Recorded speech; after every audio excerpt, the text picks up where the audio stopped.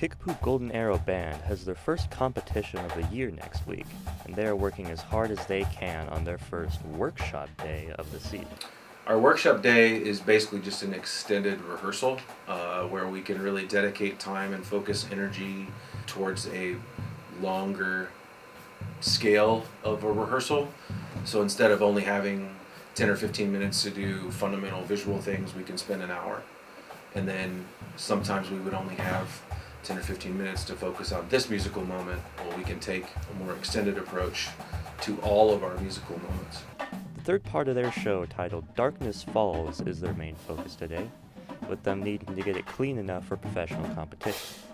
They have 9 hours reserved today for practicing and cleaning their show, and they are using the most of it, with them practicing the first 4 hours inside in sectionals, leaving 1 hour for lunch, and then coming back together at the last 4 hours on the field altogether.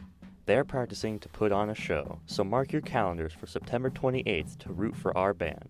For Chief TV News, I'm Asher Ensor.